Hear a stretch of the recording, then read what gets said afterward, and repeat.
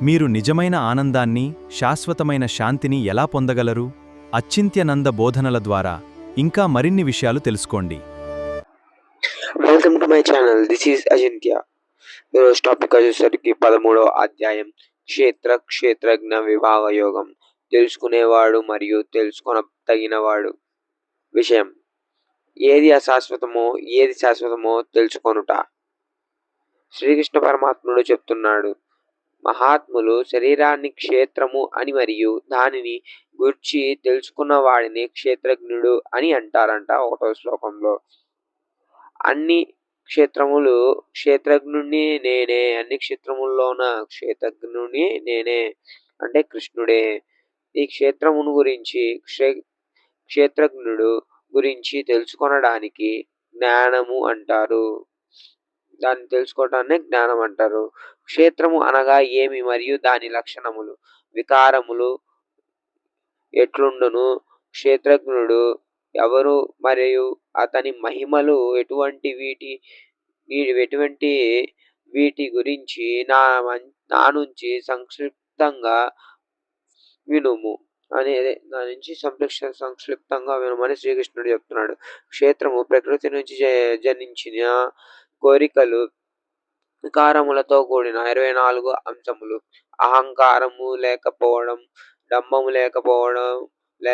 లేకుండా ఉండడం, అహింస, క్షమించు గుణం, మనోవాక్కులయందు సరళత్వము, అత్యంత శ్రద్ధాభక్తులతో గురువుని సేవించడము, బాహ్య అంతర స్వభృత తన మీద తనకి పూర్తిగా స్వాధీనం ఉండడం, మనస్సుకి ఆహ్లాదం ఇచ్చే విషయ వస్తువులపై వైరాగ్యం, సంసార జీవనంలో దుఃఖ దోషములను చూడగలగడం, ఇల్లు కుటుంబంపై మమతానురాగాలు లేకపోవడం, ఎల్లప్పుడూ సమభావంతో ఉండగలగడం, నాపై ఏకభక్తిని కలిగి ఉండటం, ఏకాంతముగా గడుపుటకు ఇష్టపడటం, ప్రాపంచిక విషయములను మనుషులపై ఆసక్తి లేకుండా ఉండడం ఆయనకి నచ్చిందంట.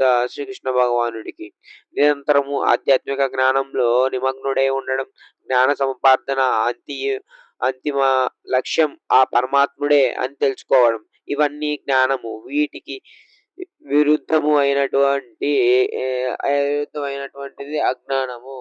భగవంతుడు ఇప్పుడు అర్జునుడికి జ్ఞేయం గురించి దేనిని తెలుసుకోవాలనో దాని గురించి చెప్తున్నాడు అనమాట. అదే పరమాత్ముడు గురించి చెప్తున్నాడు. అతడు సర్వము వ్యాపించి ఉన్నాడు, చూడగలడు, వినగలడు, అయినప్పటికీ ఇంద్రియాలకు అతీతుడు, గుణాతీతుడు, అయినప్పటికీ గుణానుభవములను కలిగి ఉన్నాడు. అతి సూక్ష్మ రూపము అయ్యున్నందువల్ల తెలుసుకోవడానికి వీలు పడదు. ఆయన చాలా సూక్ష్మంగా ఉన్నాడంట భగవంతుడు. విభజించుటకు వీలు లేనివాడు, తన ఒక్కరిని మాత్రమే తెలుసుకొనదగినవాడు, జ్యోతులన్నిటికీ వెలుగుని ప్రసాదిస్తున్న పరంజ్యోతి, ప్రతి ఒక్కరి హృదయంలోని స్థితుడై ఉన్నాడు. ఈ తత్వము నన్ను ఎంతగానో సమగ్రంగా తెలుసుకున్న విధంగా నా భక్తుడు నన్ను చేరుకుంటాడని శ్రీకృష్ణుడు సెలవిస్తున్నాడు. ప్రకృతి మరియు పురుషుడు ఈ రెండు అనాది అయి ఉండినవి. వికారములు గుణములు వలన కలుగుచున్నవి. ప్రకృతి నుంచి కార్యకారణములు ఉత్పన్నమవుతున్నాయి. సుఖ దుఃఖములు అనుభవించడానికి జీవితాత్మయే హేతువు. ప్రకృతిలో స్థితుడైన పురుషుడు గుణములను అనుభవించుడు. జీవాత్మ యొక్క జన్మలకు కారణము అవుతున్నాడు. ఈ దేహంలో ఉన్న ఆత్మ పరమాత్మయే జీవాత్మ రూపం. సాక్షిగా, మార్గదర్శిగా భరించిన వాడికి, అనుభవించిన వాడికి ఉన్నవాడు ఆ పరమాత్ముడే. ఇది తెలుసుకున్న వాడికి మరలా పునర్జన్మ ఉండదు. కొందరు ఈ పరమాత్మను ధ్యానయోగం ద్వారా దర్శించుతారు. ఇతర మందబుద్ధులు తత్వజ్ఞానుల ద్వారా విని అనుసరించి పరమాత్మను చేరుకుంటారు. ఈ క్షేత్రజ్ఞుల కలయిక వలననే సర్వ జీవరాశులు ఉద్భవించడం జరుగుతున్నది. ఎవరైతే ఈ అశాశ్వతమైన సమస్త దేహములలో శాశ్వతంగా స్థిరపడిన ఆ పరమాత్ముడిని చూడగలిగి ఉండురో వారే నిజమైన దృష్ట చూడగలిగిన వాడు. ఎందుకంటే సమస్త ప్రాణులలో నన్ను సమస్థితిలో ఉన్న ఆ పరమాత్మను సమతత్వ భావంతో చూసేవాడు ఆత్మహంతకుడు కాదు. అందువలన అతను పరమగతిని పొందుతాడు. సకల కర్మలు అన్ని విధాలుగా ప్రకృతి ద్వారానే జరుగుతున్నాయి, ఆత్మ ద్వారా కాదు. ఇది చూడగలిగిన వాడు నిజంగా చూసేవాడు. వేరెవరుగా కనిపిస్తున్న ప్రాణుల్ని ఒకే పరమాత్మయందు స్థితుడై ఉన్నాయని తెలుసుకున్న మరుక్షణం అవ్యక్త పరబ్రహ్మాన్ని అందుకుంటాడు. పరమాత్మ దేహములో స్థితుడైనప్పటికీ అతను ఎట్టి కర్మలు చెయ్యడు. సర్వభూతములు ఆకాశమునందే ఉన్నను వాటి యొక్క గుణ దోషములు ఆకాశమునకు అంటనట్లు ఆత్మ శరీరమునందు ఉన్నప్పటికీ ఎల్లప్పుడూ దోషరహితమే. ఒక సూర్యుడు మొత్తం ప్రపంచానికి వెలుగు ప్రసాదించినట్లు ఒక ఆత్మ మొత్తం క్షేత్రాన్ని ప్రకాశింపజేయును. ఎవరు తమ జ్ఞాన నేత్రంతో క్షేత్రజ్ఞుల మధ్య వ్యత్యాసాన్ని చూడగలరో ప్రకృతి అంశాల నుండి విముక్తి పొందగలరు. అటువంటి మహాత్ములు ఆ పరమాత్ముని చేరుకుందురు. ఓహో, అది విషయం అయ్యా. ఏదేమైనాక ఆయనలో లీనమైపోయి ఉండాలంట. శ్రీకృష్ణుడినే నమ్ముకొని ఉంటే ఏదైనా ఆయన చేసి పెడతాడంట. ఫలశ్రుతి: ఆయన అన్ని క్షేత్రాల్లో క్షేత్రజ్ఞుడు. క్షేత్రం ప్రకృతి నుంచి వచ్చిన 24 ఉద్భవాలు.